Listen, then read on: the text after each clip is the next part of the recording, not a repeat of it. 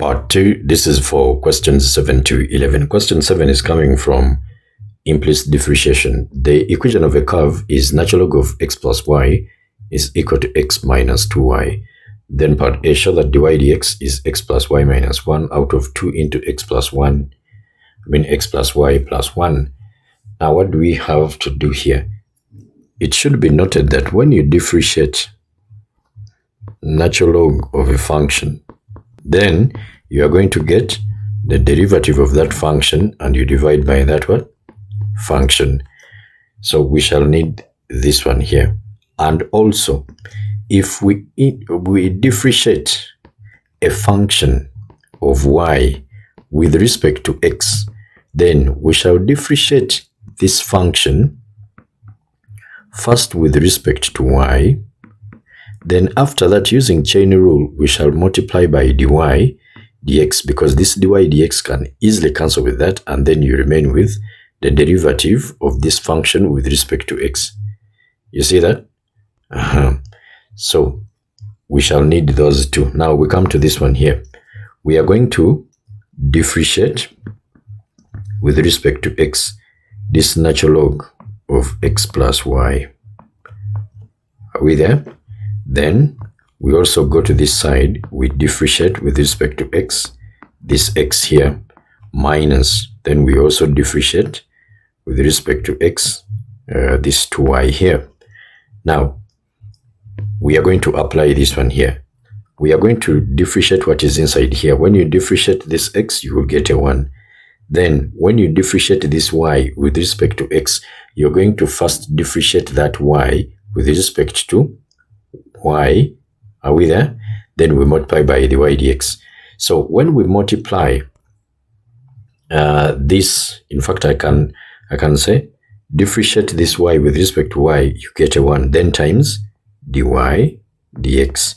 Then after we divide by the function, because remember we are differentiating a natural log of a function, we're supposed to get the derivative of that function and then we divide by that same function. Are we there? So the function inside the natural log is x plus y. Then this one will be equal to, of course here you will get a 1, not so? You get a 1, then minus, when you differentiate here with respect to y, you will get a 2, then times dy dx. Are we there? Alright, then now we can cross multiply. Then we have 1 plus dy dx.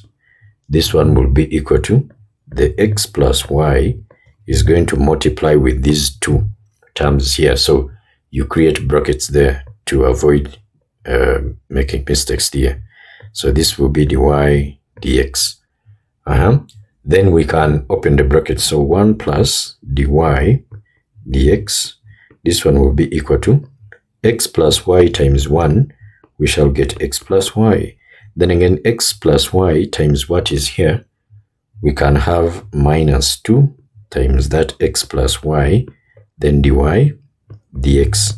Then we get those terms that have gotten dy dx and then we put them on one side, not so? So we can bring this one this side, then we take this one this other side. So that means we shall have dy dx, then plus 2x plus y, then dy dx, and then this one will be equal to x plus y, then minus 1. And then we can now factorize out the dy dx. So here we have a 1 which is silent, then plus 2 into x plus y, then there is dy dx, which is equal to x plus y minus 1. And therefore, our dy dx is going to be equal to x plus y minus 1 out of 1 plus 2. Or I can write it exactly the way they gave it here. So I will have 2 into the x plus y, then plus a 1, and that is that. Part B, find the coordinates of the point on the curve where the tangent is parallel to x-axis. I've always done these illustrations here. So suppose I have this as my y-axis. Okay, that is the one there. Then I have this as x-axis. So they are talking about a tangent that is parallel to x-axis.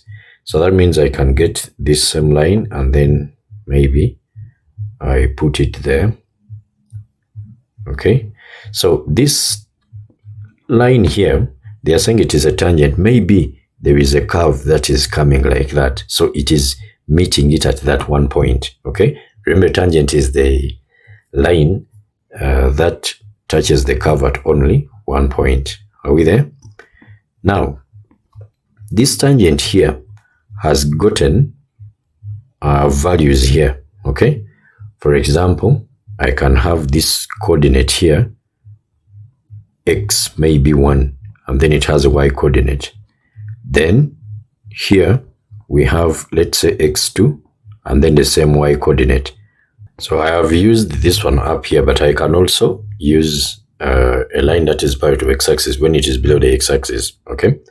Now, all parallel lines have an equation of the form y is equal to a certain constant. Okay, so all y coordinates are the same on these horizontal lines.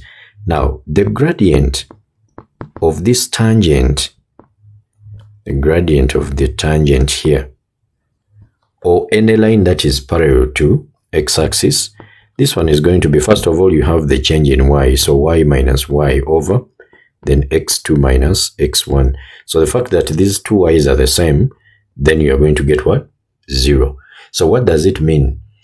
Remember, our gradient is the same as dy dx. So we get our dy dx and then we equate it to 0. So equate dy dx to 0, or its numerator to 0. If a line is parallel to y-axis, because that one is also set, that means the x-coordinates are not changing, but the y-coordinates are changing. So here you will have now the change in y, but the change in x is 0. So what does it mean? When you have your expression for dy dx, it's a fraction, you get the denominator and you equate it to 0. Okay? Because for a line that is parallel to y-axis, it has an undefined what? Gradient. So for this case, we shall get the numerator and equate it to 0, because the change in y here is a 0. Or you just get your dy dx and you equate it to 0. It is the same thing. And our dy dx is x plus y minus 1 out of the 2, then x plus y minus 1. Was it a minus or a plus? I think a plus. Okay. Then this one is going to be equal to 0. So when we cross multiply, automatically we shall have x plus y minus 1, which is equal to what? 0. Now, we have the equation of the curve. Okay? The equation of the curve is given as natural log of x plus y, which is equal to x minus 2y. You see that? Now, from here, we can see that x plus y shall be equal to 1. Okay? Now, we can substitute this one here in this equation here. So, meaning we are going to have the natural log of 1, which is equal to x minus 2y. Do you see that? Now, natural log of 1 is a 0. Now, which is equal to x minus 2y. So, therefore, we are going to have our x. When you bring this on this side, x will be equal to 2y. You see that? Now, we have this equation here. Okay?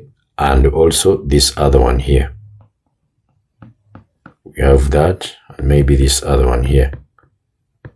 We can solve those two. So, when we put those together, we can have, if x plus y is equal to 1, x is 2y, then plus y is equal to 1. So this is 3y, which is equal to 1. Therefore, y becomes what? A third. If y is a third, then x will be equal to 2/3, because x is twice that, not so? So that means the coordinates are going to be The x coordinate is going to be 2 over 3, and then the y coordinate is a third. And that is that. Question 8 is coming from vectors. In the diagram, OABCD is a pyramid with vertex D. The horizontal base OABC is a square of side 4 units. The edge OD is vertical and OD is 4 units. The unit vectors I, J, and K are parallel to OA, OC, and OD respectively. So what does this mean? Here we shall have 4I. Okay, then, or maybe I'll just say this is 4 units, and then this one is also 4 units. Okay, then, because they said it is a square, and then OD is also what? 4 units. So 4 units there. Then they are saying the midpoint of AB is M, which is here, and the point N on CD is such that DN is equal to 3 times NC. Now, part F, find a vector equation of the line through M and N. For me to find a vector equation through M and N, the directional vector then has to be Mn. So it will be OM then plus lambda Mn. So we need to find OM, we need to find ON, then using those two we can get the directional vector Mn. So how do we find OM? So OA plus AM, that is OA plus AM. Now OA is 4, then I, and then AM, when you look at this one here, it is parallel to this one here, so it has to be in terms of J. But then AM has to be a half of AB. So this one will give us 4I, then plus a half of 4J. Okay, so meaning our OM is therefore going to be 4I, then plus 2J. Then I will keep that one there. We need to find ON. So ON, this one is going to be, we need to look at something here, DN. Let us look at DN. Here they give us the lengths, but you can also term it as vectors. So DN is equal to 3 NC. Now in vectors, of course, to get DN, you get the last minus the first. ON minus OD. Then this one will be 3 times, then OC minus ON. Are we there? Then next, we make ON the subject of the formula, not so? So this one here will be 3 of ON. Then when it crosses, it will add to this one here. So we shall have 4 ON. Then will be equal to 3 OC. Then take the OD this side, plus OD. This therefore implies that to get ON, it is going to be a quarter of, now OC. Do we know OC? It has to be 4J. So 4J here. But then we are going to say 3, then times the 4J. Then plus OD is 4K. ON shall be equal to, this is 12, divide by 4, you get 3. So it will be 3J. 3J, then plus a K here. Okay? Then after that, we need to get MN. So MN will be ON. We get the last minus the first. So ON, then minus OM. So ON is 3J plus K, and then OM is 4I plus 2J. So that means this one will give us, of course we begin with the I, so that will be negative 4I. Then J, we have 3 minus 2. Then you get a 1. So plus j here, then plus the k. So this is going to be the directional vector of our line through M and N. So I've always used this kind of interpretation. Okay, actually here we can do like this. Let me use this diagram. Connect this N to O, connect M to O here. So there is a line going through M and N continuing like that. So let me connect like that. Then just proceed. Maybe this is your home, okay? Then you join this road here where M is, and then this is the road. But as you are going through, as you are traveling, there is this place here that you know, okay? You know this distance here. Now, going further ahead, for any point that is on this line, let's say R, this distance here from M to R is going to be something we are going to multiply with this distance here, which you know. Are we there? Maybe 1.1, 1.2, 1.5, 2, whatever. So that means this vector here, MR, is parallel to MN. And vectors are said to be parallel if they are scalar multiples of each other. Are we there? So we shall find OR, which is going to be OM, then plus MR, okay? Plus M, then R. But MR is parallel to what we know, which is M what? N. So MN. So this therefore implies that the equation of the line through M and N is going to be our OM. Where is OM? I think it is here. So it is 4, 2, and 0. There is no K. Then plus lambda. Then this one is negative 4, 1, and then 1. And that is that. So another person can write it like this, or R is going to be, they write it in terms of I, J, and K. So they put 4I plus 2J, then plus lambda, and then minus 4I plus J, and then K. So even this one is very fine. But be sure that the length of the perpendicular from O to MN is 1/3 of root of 82. Now from the sketch, we can see that our line through M and N is like that. So we have our M here, and then we have N here, okay? Then O is somewhere here. I can put the O there. Now, this one is meeting this line at this point. Let's say we call it P. Now, if P lies on this line through M and N, that means its coordinates must satisfy the equation of that line, okay? So, remember, the equation of the line through M and N, we have gotten it as we have 4, then 2, 0, then plus lambda, and then the directional vector Mn, we have gotten it as negative 4, 1, 1. Now that means the x-coordinate is going to be this one here, which is 4, then minus 4 lambda. Then the y-coordinate is going to be 2 plus lambda. And then the z-coordinate is going to be 0 plus lambda, which is lambda.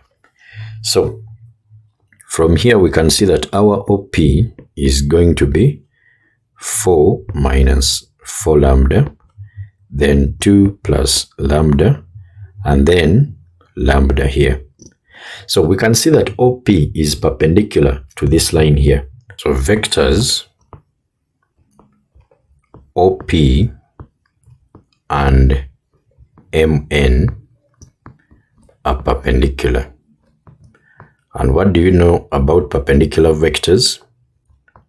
Their scalar product is always equal to 0.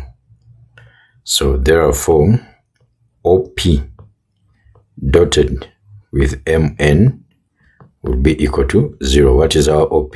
4 minus 4 lambda, then 2 plus lambda, and then lambda. We dot it with mn, which is this one here, negative 4, 1, 1. So this one will help us to get the value of lambda, and then we get OP. Then from there, we get the length. So we have everything here multiplied. We shall get negative 16, then plus 16 lambda, and then these ones here, we get 2 plus lambda, and then plus lambda. Then this one will be equal to 0. Now this is 2 plus 16, isn't that 18? And then negative 16 plus 2, I think that one gives us negative 14. So lambda then shall be equal to 14 out of 18. By 2, 7. By 2, 9. Not so? Then from there, our OP shall be equal to 4 minus 4. Lambda is 7 over 9. Then here we have 2 plus 7 over 9. And then this is 7 over 9. So after simplifying this, then we can find the length. So let's simplify this. 4 times 9, that is 36. 36 minus 28, then we get 8 out of 9 now. Then here, 9 times 2, 18. 18 plus 7, we get 25 over 9. And then 7 over 9. Then let us get the length of this OP. So this one will be the square root of 8 over 9 squared, then plus 25 over 9 squared, then plus 7 over 9 squared. I just put the whole of this in the calculator and then we get the answer. So square root, then we have 8 out of 9 squared, then plus 25 out of 9. This one is also squared, then plus 7 out of 9. Then this one is also squared. Not like that. I need to close and then square. So we are getting root of 82 over 3, and that's exactly what they told us. So this is a third root of 82. And that is that. So that's what they told us to find up here. Perfect. Question 9. Let f of x be equal to this, but find the x coordinate of the stationary point of the curve with this equation here. Now, stationary point, that means we are supposed to differentiate and then equate to 0. So f of x here is equal to, I'm going to take everything up here. So we shall have 9 minus x power negative 1. Then times x to the power of negative what? A half. Now, when we are differentiating this one, since it is a product of two functions, then we can use the product rule. So keep this first one constant, differentiate x to the power of negative a half. Then add, keep x to the power of negative a half constant. We differentiate this 9 minus x to the power of negative 1. Then we equate to 0. Now, here we are going to get 9 minus x to the power of negative 1. When you differentiate this, drop the power. So we get negative a half here. Then x, reduce this one by 1. We shall get negative 3 over 2 as the power there. And then plus, we have x to the power of negative a half. When differentiating this, we are going to use chain rule. So first, drop this one here. You will get times negative 1. Then 9 minus x to the power of, reduce this one by 1, so you get a negative 2. Then enter inside and you differentiate this, you'll get a negative 1. Are we there? All right. Then we proceed. All of these ones, their powers are negatives. Okay? So we are going to use the rules of indices. We take them down. So the negative 1 will remain there. Then I'll have 2. Then 9 minus x, like that. and then x power 3 over 2. Then how about this negative times a negative? That's a positive. So plus 1 out of, even this one will go down. So we shall have x to the power of a half, and then 9 minus x, then what? Squared, which will be equal to 0. Are we there? Then we can, maybe I can take this one, which is negative, this other side. So that means I can have 1 out of x to the power of a half, then 9 minus x to the power of 2. Then this one will be equal to 1 out of 2 into 9 minus x, then x to the power of 3 over 2. Now, since this one is 1 and this one is 1, if I get the reciprocal of this, automatically this one will be equal to that, not so? So we have x power half, then 9 minus x to the power of 2 shall be equal to, then 2, 9 minus x, then x to the power of 3 over 2. And then how do we proceed from here? I'm going to pull out what is common. You see this 3 to the power of, x to the power of 3 over 2, x power 3 over 2. Using the rules of indices, this one is the same as x power 1, then times x to the power of what? A half. Not so. Because I'm seeing x to the power of a half here, so if I factorize it out, even here, I'm seeing 9 minus x, it is also common. So 9 minus x is also common. That means when I pull it out, then here I'm left with some 9 minus x. Are we there? Then minus, here we shall have a 2. Already this one has gone, and then from here, we have taken out the x power half, so that means we are remaining with x. Is that clear? So I'm going to have x here, like that. So meaning we have x to the power of a half, then 9 minus x, and then this one simplified is going to be 9 minus 3x. Now we can equate this one to 0. When I equate this one to 0, of course, we can get x is equal to 0. When you equate this one to 0, x will be equal to 9, not so? Then when you equate this one to 0, x will be equal to 3, not so? But now they said that find the x coordinate of the stationary point. X coordinate, that means we must get one x coordinate. Now, of course, we cannot get x being equal to 0, because if it is 0 right from here, this one will be, the function is going to be undefined. Are we together? So that means this one will be off. And then if I also take 9 here, we shall get 9 minus 9, which will be 0. And this one also makes the function undefined. That means the only value of x will be 3.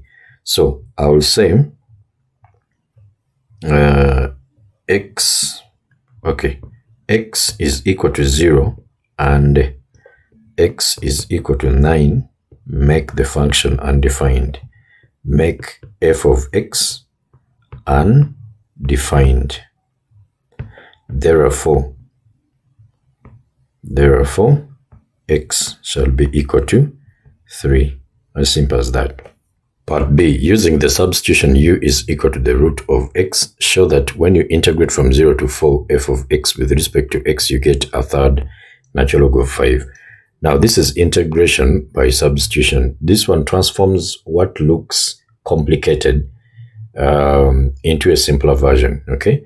So if I have u, which is equal to the square root of x, when I square both sides, I will have u squared, which is equal to x.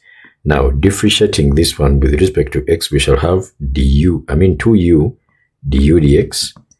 Then differentiate this with respect to x, you are getting 1.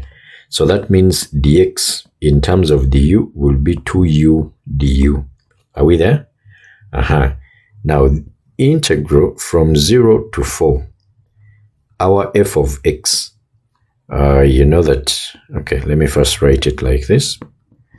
Our f of x was given as 1 out of 9 minus x then the square root of what? X with respect to x. So we are differentiating here because the variable has changed from this x to the u. Now, we need to express this dx in terms of du. That is what I was doing here. So we need to also change the limits. So for x, which is equal to 0, okay? What is u? U will be root of 0, which is equal to 0. And then for x, which is equal to this 4 here, then u will be equal to the square root of 4, which will be a 2. Are we there? So that means we shall be integrating from 0, then to 2.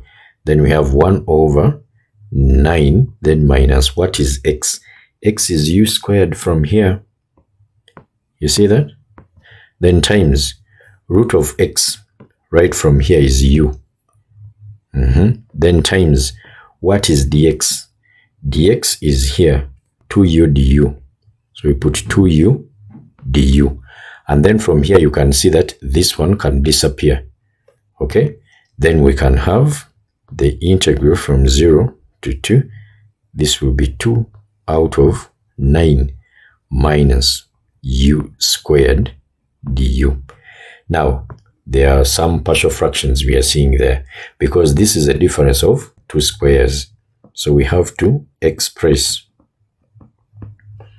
2 over 9 minus u squared into partial fractions.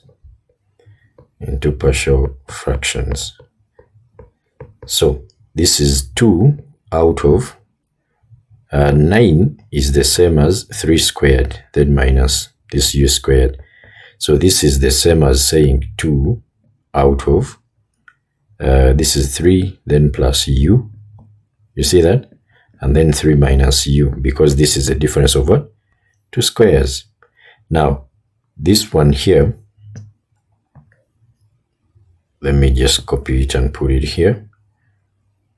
I think it's better to put it here. So this one here is going to be the same as, these are linear factors. So we shall have a out of 3 plus u, then plus b out of 3 minus u. Now just multiply these ones, you get a 3 minus u, then plus b times 3 plus u, then we equate to these two here. Then our mandate is to find the values of a and b. So we get the values of u, which we can substitute in here to terminate some of the terms. Like for example, if I get this one and I equate it to 0, then that means u is going to be equal to 3. Okay? So this one is disappearing. Now 3 plus 3, that will be 6. So 6b will be equal to 2. That means b will be equal to 2 out of 6 simplified will be a third. You see that? Then next, if also u is equal to negative 3, that is when I equate this one to 0. Then here, 3 minus 3, that will be 6. Then of a, which is equal to 2, so meaning a is also going to be what? A third. You see that? So now meaning that when we go back to our integral, when we integrate our f of x with respect to x, or maybe I'm going to bring this one here, this one here, this one shall be equal to the integral from 0 to 2, and then what are we having here? We have a third, so 1 over 3, then 3 plus u, then plus 1 over 3, then 3 minus u du. Okay, like that, du. I can take this a third out, it is common, then I integrate this one clear, 1 out of 3 plus u, then plus 1 out of 3 minus u, like that. Now when we differentiate the denominators here, when you differentiate this, you get a 1 which is up here. That means we shall have a natural log of that denominator, 3 plus u. Okay, then when we also differentiate what is here, we get a -1. But what should we do to the -1 in order to get the 1 here? We shall multiply it by -1, not so? So that means down here we shall have negative. So this operation I've done on my derivative is going to be the coefficient of the natural log of the denominator. So we shall have -1, then natural log of 3 minus u. Okay, like that. Then we can put these limits here. So we can have a third, and then inside here we are going to have put a 2, you'll get natural log of 5 minus the natural log of 1. Then subtract, put 0, natural log of 3, then minus natural log of 3. Of course, this one is going to disappear, not so? Natural log of 1 is a 0. So that means you remain with a third natural log of 5. And I think this is exactly what they told us to show here. Perfect. Question 10 is coming from differential equations. A large plantation of area 20 kilometers squared is becoming infected with a plant disease. At time t years, the area infected is x kilometers squared, and the rate of increase of x is proportional to the ratio of the area infected to the area not infected. What does that mean? That if I have dx dt, because the area which is infected is x, so the change of that area, the rate at which it is changing, that is dx dt. So it is proportional to the ratio. Ratio is a division of the area infected. The area infected is x to the area that is not infected. Now remember, the total is 20 kilometers squared. So the area, if the area infected is x, then the area that is not infected is going to be 20 minus x. Are we there? Now to remove this proportionality sign, we remove it and then we replace it with the equal signs and then the proportionality constant. So the x dt is going to be equal to k x, then out of 20 minus x. Now we need to find the value of k. So they have given us the initial conditions here. So for t, which is equal to 0, x is equal to 1, then dx dt is equal to what? 1. Now we substitute. We have a 1, which is equal to, our x is a 1, so times the k, then out of 20 minus 1, so that is a 19. When you cross multiply, our k becomes a what? A 19. So therefore, our dx dt, we substitute here, having gotten the value of k is going to be equal to 19 of x, then we divide by 20 minus x, and this is exactly what they have told us to show here. Then next, I think it is to solve the differential equation. Solve the differential equation and show that when t is equal to 1, the value of x satisfies this equation here. Okay, now we begin by separating variables. Separating variables. You put x on one side and then the t on one side. So when we cross multiply here, t dt can come here, then this 20 minus x will come here. Then after we divide through by 19x, so meaning we are going to have something like this, 20 minus x out of 19x of dx, then will give us what? dt. Then after that we integrate. So, and integrating, because to solve a differential equation we use methods of integration. Okay, now from here we can even simplify this, and we say that we shall have 20 out of 19 of x, then minus, you have here x out of 19 of x. You see that? We are integrating this with respect to x, and then this way with respect to t. Then, of course, this is the same as saying 20 out of 19, then you are integrating 1 over x. When you differentiate this x, you get a 1 here, not so?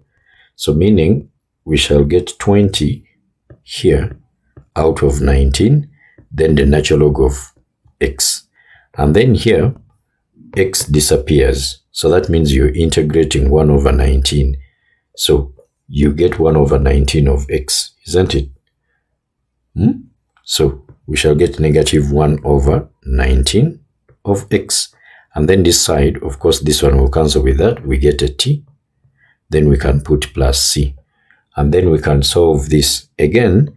Of course, this one is what we call the general solution of the differential equation before you find the arbitrary constant of integration. Then after finding the value of c, then you will be having what we call the particular solution. So we have t is equal to 0. I think it was given x is equal to 1, not so? Our x is 1. Now when we substitute here, we have 20 out of 19, then the natural log of 1, but natural log of 1 is a 0. Then minus, this will be now 1 over 19 times the 1, and then this will be 0. So that means the value of c will be negative 1 over 19, not so? This one is 0, so it is only this. Okay, then from there, we go to our particular solution, which is going to be this one here. And then where there is this plus c, I'll put minus 1 over 19. Now they said when t is equal to 1. So for t is equal to 1, we can have 20 out of 19, then the natural log of x, minus 1 out of 19 of x here. Then this will be 1 minus 1 over 19. So this will be 19 minus 1, that will be 18 over 19.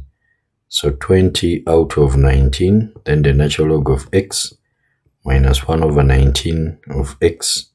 Then this one will be equal to 18 over 19. So if we multiply all through by 19, isn't that 19 going? I think it goes. So that means we are going to have here 20, then the natural log of x minus x, then this one will be equal to 18. Not so? 20 natural log of x minus x, this one is equal to 18. Now I can take this on this side and I say 20 natural log of x, because we saw an exponential. Okay, so we have to make this x the subject of the formula. We eliminate the natural logarithm. So this will be x, then plus the 18. Then we can divide all through by 20. Then we shall have x over 20, then 18 out of 20. 1 over 20, I think it is 0.05, and then this one has to be 0.9, because here by 2 is 9, then by 2, 10, so this will be 0.9. Okay, so that means natural log of x here shall be equal to 0.05 of x, then plus 0.9. So your x here is then going to be e to the power of whatever we are having here, 0.05 of x, then plus 0.9. And that is that. Then part C, use an iterative formula based on the equation in part B with an initial value of 2. Now here they have given us the initial approximation, okay, to determine the x correct to 2 decimal places. Give the result of each iteration to 4 decimal places. Okay, now our x1 is 2. So x2 is going to be, now we are substituting here, it is e, then to the power of that 0.9 plus 0.05, then times the 2. So what do we get here? The rest we don't need to show that we are substituting, we just need to write their answers down. Okay, There is no time to waste in the exam. So what do we get here? E to the power of 0.9 then plus 2 times 0.0. Okay, let me write 0.05 first, then 2. So that will be 2.7183. 2.7183 because they said 4 decimal places. Then after that, we can put this value here. Don't go back to your calculator and then you just put answer. Sometimes it fails, okay? So just put this rounded figure here. I just come back here and then I put 2.7183. That one gives us 2.8177. 2.8177. Then we put this one here. I'll come back here and then I put that 2.8177. Then we get 2.8317. 2.8317. Then we put this one here. I'll come back here and then I put 2.8317. We get 2.8337. When do you know that you're supposed to stop? That is when you get 3 consecutive values that are giving you the same value to 2 decimal places here. Like here, we are getting 2.82. Here, 2.83. Here, 2.83. Now, the fact that we have gotten these 2 that are giving us the same answer, that means this is the minimum number of iterations I can perform in this dry run. So we do one more to confirm, because you can do one more and still it deviates a bit. That means you need to continue. Okay. So let's get our final one here. We put 2.8337. I'll come back here and then I put 2.8337. Then we get 2.8340. 2.8340. So these 3 values are giving us the same answer, 2.83. So therefore, x is going to be equal to 2.83 to 2 decimal places. And that is that.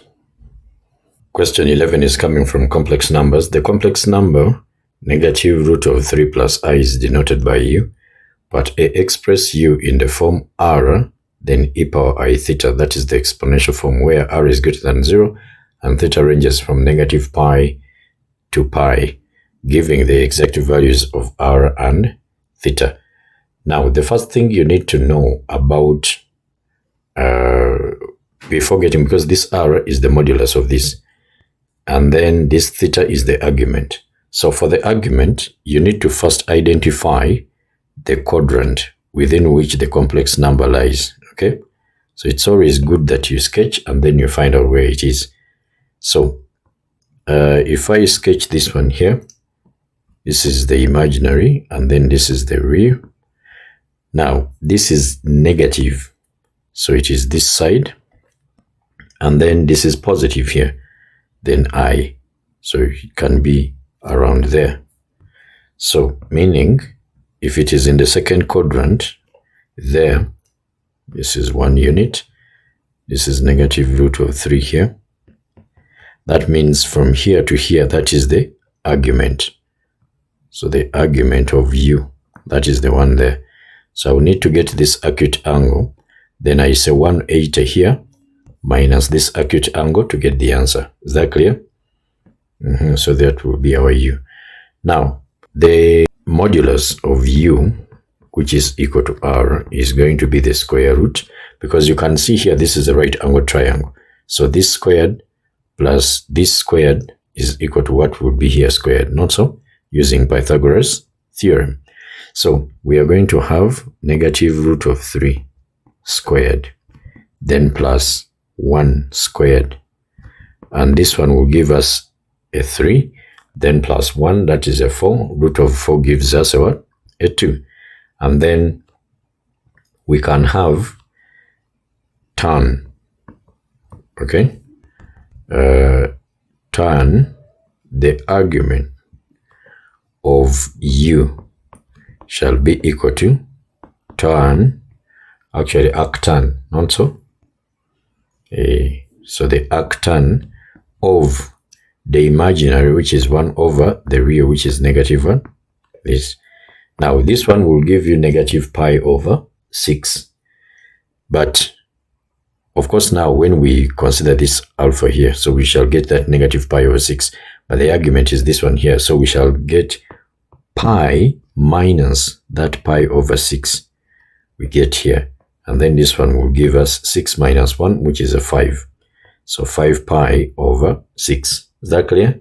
So that therefore implies that our u is going to be r, which is a 2, then e to the power of theta is 5 pi over 6, then times the I.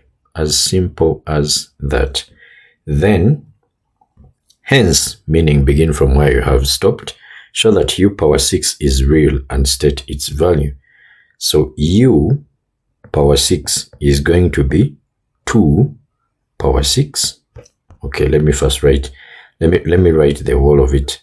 2, then e to the power of 5 pi over 6 of I, then we power it with a 6. So we shall get 2 power 6, then e to the power of 5 pi over 6, okay? Then times the 6 of I, using rules of indices. So we shall get 2 to the power of 6, which is actually 64. I think we can write it as a 64, not so? Then e to the power of course, this one goes, then we get 5 pi. 5 pi of I, not so? Now, we know that e to the power of I theta is the same as cosine of theta plus I sine of what? Theta. Are we there? Now, this simply implies that we are going to have 64 into e power 5. So that means we are going to get 5, cos of 5 theta, 5 pi, then plus I sine of 5 pi, okay? Now, what do we get in here? We put the calculator in radians, so mod, shift, mod, then 4, now cosine of 5 pi. It gives us a -1, so we shall get 64, then here -1, then plus, this one must be a 0. I'll come to this and then I replace it with a sign. It's a 0. So plus 0. That means we are getting -64. So they said is real. That means we are not having the imaginary part, and it is this one here. So, as simple as that. And state its value, that is the -64. Part C, Roman 1, on a sketch of Van Hagen diagram, shade the region whose points represent complex numbers z satisfying the inequalities 0 less than or equal to the argument of z minus u less than or equal to pi over 4 and the real of z less than or equal to 2. So for this one here, 0 less than or equal to the argument of z minus u, okay, then less than or equal to pi over 4. So the moment you see this argument, then here we are dealing with half lines. So this is a half line. This is a half line starting from u, that center u given here, and then at an angle of pi over 4, at an angle of pi over 4 from the horizontal axis, and I'm going to show you that clearly, from the horizontal axis. Then we also have this real of z, that is the same as like x is equal to 2, those vertical lines. So that is a line like x is equal to 2. Let me not even write that. So now we are going to sketch. It is better you use your ruler when you are drawing these axes, then you also use you use, since here we are not drawing a circle, of course you will use a protractor to help you. Now u is root of 3 then plus I. So you use your ruler and maybe you label these, you mark these points very well, and you try to draw something that looks neat, okay? I always recommend using these instruments. So you have this, mark this one, mark this one, mark this. You also continue like that. We also do the same thing here. I can rotate this and then I do the same here. Mark those points properly. There is this here, here, here, this one, and this one there. Then also down, maybe I can go 2. And then you label your axes. This is the imaginary of Z. This is the real of Z. This is 1, 2, 3, 4, 5, 6. You don't need to put for us I here. No. The fact that you have written imaginary, we know that this one is in terms of I, okay? So this is 1, 2, 3, 4, 5, 6. This is -1, -2, -3, -4. This is -1, -2. This is a 0. Now this center, negative root of 3, that is -1.7321. So -1.7, maybe it's around here, okay, together with now a 1 here. So I'll maybe put it somewhere there. Now we need a horizontal, so let me duplicate this a bit, like that, but then I'm going to make it dotted so that it doesn't interfere with what we are going to be drawing here. Now root of 7, and then 1 probably is there, and then you can proceed with this. So the half line, then you can put your protractor here just to be neat and perfect. So you put your protractor here like that, then you measure 45 degrees. So from this side here, from this horizontal, you measure 45 degrees, and it is here. So you get your ruler and then you draw through just like that. Then you can take away the protractor. So make sure you don't go beyond this point. Half lines begin from a certain point and they don't exceed there, okay? Now this one, I can say it is pi out of 4. You see that? Then there is this line here, real of Z is equal to 2. Now since there is O equal, that means this one can be bold. But if they said maybe less than 2, that means we make it dotted. So that means any point on that line is not considered. So for this case, it is considered. I'll just get this, then draw this one here like that. Then you label it and you say this is the real of Z, which is equal to 2. Now we are considering this is less than or equal to, so we are looking at this side, okay? But then we have to look at this region here, because the point that is here, this is angle 45, okay? Now this one will make an angle which is less than 45, you see that? Then a point that is here on this line will make an angle 45. So we are looking at points on this line and also within this region. So that means what we are going to shade is everything in here. Are we there? Okay, now let me use the good shading here. So we can shade something like this, but if you want in the exam, you can shade it completely, okay? But there is no time to waste in an exam, so you don't need to do that. Then Roman 2, find the greatest value of the modulus of Z for the points in the shaded region. Give your answer correct to 3 significant figures. Now we need to draw lines from this 0 here the origin, and then we draw connecting to those points in that region. So which one is going to be having the greatest length? Look at this one also. I'm going like that. Don't you think the one that gives us the biggest length is that one, where these two are going to connect? Of course. So I'm going to connect this one here. Let me use this red color. Connect, yeah. Connect this one to this. Okay. Then I can take it off.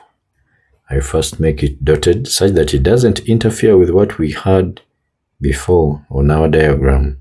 Okay.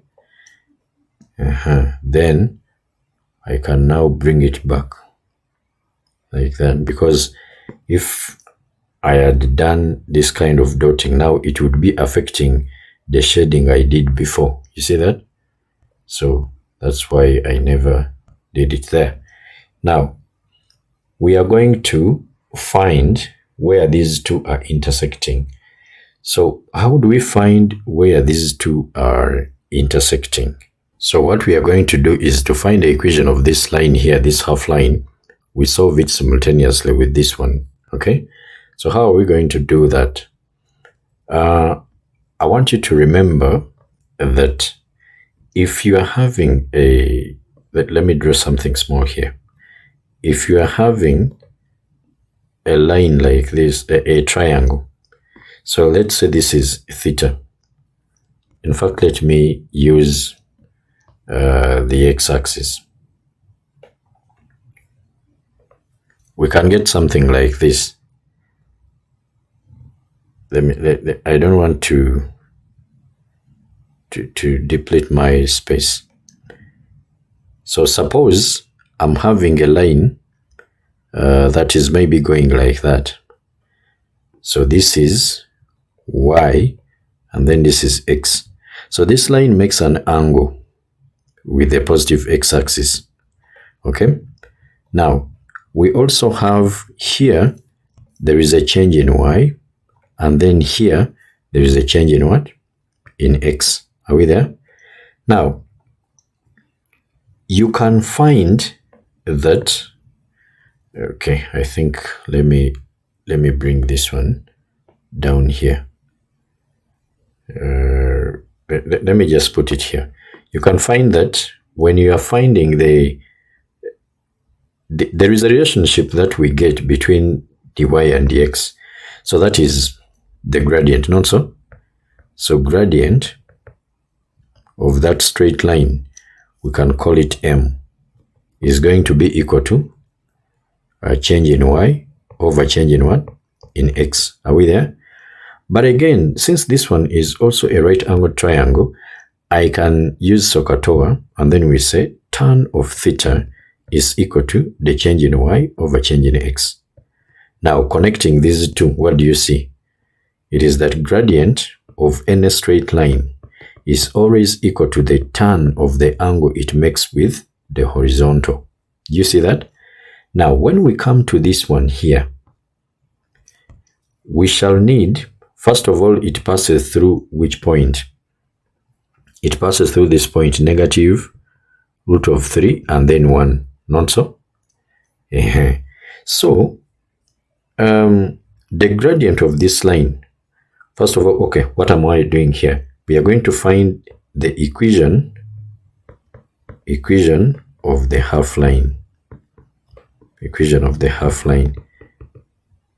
So remember, to find the equation of a straight line, you need the gradient and at least one point through which it passes. So y is going to be equal to mx plus what? C. It is passing through the point negative root of 3 of 1. Are we there? So we put 1 here, and then the gradient here, m, is equal to tan of the angle it makes with the horizontal. And we are seeing here tan, it is pi over 4, not so? So we put tan of pi over 4, then times the x, then plus the c. So this one is a 1, not so? of course, the x coordinate is this negative root of 3. Negative root of 3. Then plus the c. So this one is 1. So when this one crosses, we shall get 1 plus the root of 3 as the y-intercept. So meaning the equation of that half line is going to be tan of pi is of course 1. So we shall get x here, then plus 1 plus root of 3. Are we there? Then, let me create some space here. We solve this simultaneously with such a part is not all that cheap. So that's why they never put very many marks. Okay? It's just for maybe a few that can get it, but whoever is following me can get it right. Not so? Okay, now solving this, solving y is equal to x plus 1 plus root of 3 with, there is one we are having here, which is re of z is equal to 2. Now, in Cartesian, I will take this one as the x. Are we there? As the x. So we shall have solving with x is equal to 2. Now, this simply implies that your y is going to be equal to, where there is x, you put the 2. So 2, then plus 1, then plus root of 3. So that means we are getting 3 plus root of what? 3. You see that? So that means where these ones are meeting, this coordinate here is, the x coordinate is a 2, then the y coordinate is 3 plus root of what? 3. Is that clear? All right. Now, that means from here up to here is this 3 plus root of 3. Then this one is 2. Now, using Pythagoras theorem, can't we find this length here? Yes, we can. Now, to be so systematic, let me even draw this triangle here. Then we say that this whole length here is 3 plus root of 3. And then this one is 2. So we need to find this length. And then I will say that the greatest, in fact, let me just put the modulus of z max will be equal to the square root of 2 squared, then plus 3 plus root of 3 squared. Okay? And then what do we get here? They said give your answer to 3 significant figures. Square root of 4, then plus, we have 3 plus root of 3. And then from there we close, and then we also square that. We have 5.14. 5.14, 3 significant figures, and that is that.